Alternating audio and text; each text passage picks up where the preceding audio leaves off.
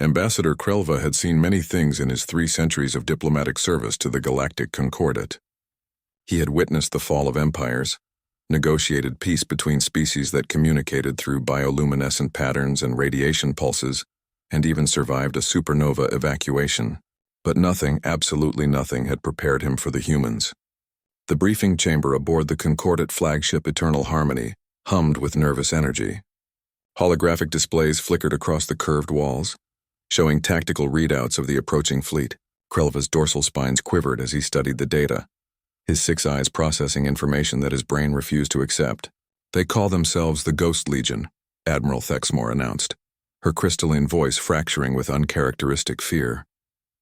The Viridian commander had fought in 47 conflicts across the galaxy, but her usual composure had shattered. Special forces. From Earth. Earth. That cursed death world at the edge of the Orion Arm. When the Concordat had first made contact with humanity 15 cycles ago, the initial reports had been dismissed as exaggeration, a planet where the atmosphere itself was corrosive to most species, where the gravity crushed visitors from civilized worlds, where apex predators hunted in packs and the weather systems could obliterate cities. And somehow, impossibly, sentient life had not just survived there, it had thrived. "How many ships?" Krelva asked, though he already knew the answer would terrify him. 7.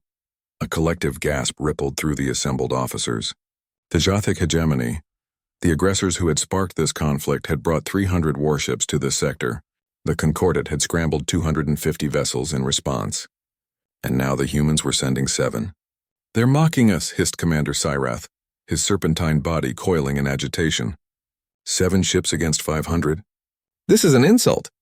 But Admiral Thexmore shook her head slowly. "You haven't read the full report. About what humans are." Krelva had read it. Every terrifying word. Humans evolved as persistence hunters on a world that tried to kill them daily. Their bodies were walking armories, redundant organs, a cardiovascular system that could temporarily boost strength by 300%, a skeleton that could withstand forces that would pulverize most species, and a brain that responded to mortal danger, not with paralysis but with calculated aggression. They called it adrenaline. The humans had been invited to join the Concordat as a gesture of goodwill, but most member species privately hoped they would remain on their death world. Humanity's military doctrines were considered barbaric. They trained for combat in conditions that would constitute war crimes if inflicted on any other species. Their soldiers endured something they called Hell Week, where they were pushed past the point of biological failure, simply to prove they could survive. And their special forces? Those were the ones who volunteered for even worse. "Contact in 30 microunits," a sensor operator announced. The holographic display shifted and Krelva felt his respiratory system lock up. The 7 human ships materialized from faster-than-light travel, not at the expected safe distance but directly within the combat zone. Their vessels were smaller than standard Concordat warships, angular and predatory, painted in colors that seemed to absorb light itself. "They're hailing us," the communications officer reported, tendrils trembling. "Audio only." A voice filled the chamber, deep, controlled, carrying an accent that the translation matrix struggled to place. "Concordat flagship Eternal Harmony.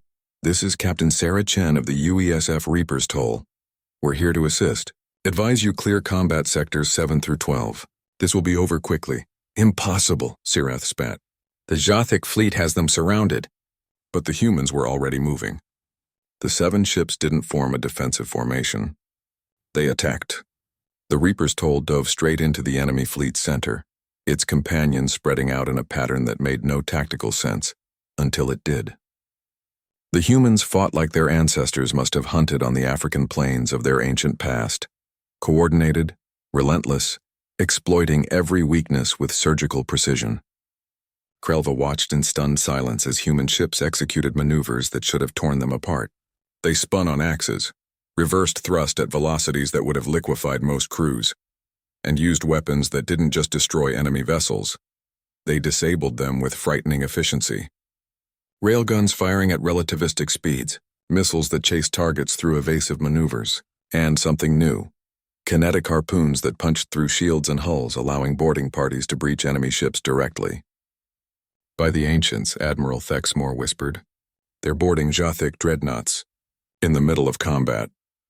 The battle, if it could even be called that, lasted 18 microunits. 73 Jothic vessels were destroyed, 147 were disabled and captured.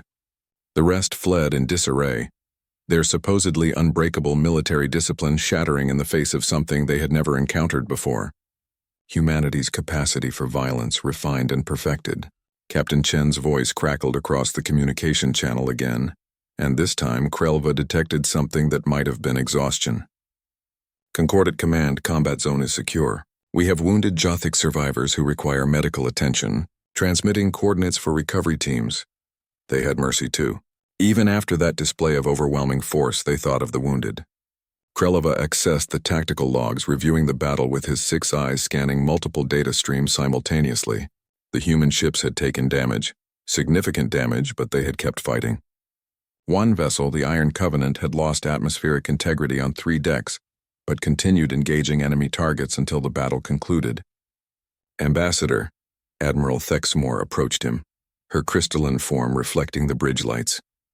The Jothic are already broadcasting their surrender. They're citing engagement with Category 5 Deathworld species as justification for immediate ceasefire. Category 5, the highest classification on the Concordat's danger scale, reserved for species that were considered existential threats. Humanity had been classified Category 5 within hours of first contact. The galaxy had feared them from the beginning, and now Krelva understood why. "Shall I respond to Captain Chen?" the communications officer asked. Krelva straightened his posture, forcing his spines to settle despite his lingering shock. "Yes, express our gratitude and invite her to diplomatic discussions." He needed to understand these humans better, not because he feared them, though he absolutely did, but because if humanity could be a friend instead of a foe, the Concordat had just gained the most powerful ally in galactic history. The Ghost Legion had earned their name today. They had appeared like phantoms struck with the force of gods and vanished just as quickly into the void between stars. And somewhere on that distant death world called Earth, Krelva knew, millions more just like them were waiting. That thought should have terrified him. Instead, for the first time since the war began, he felt something unexpected. Hope.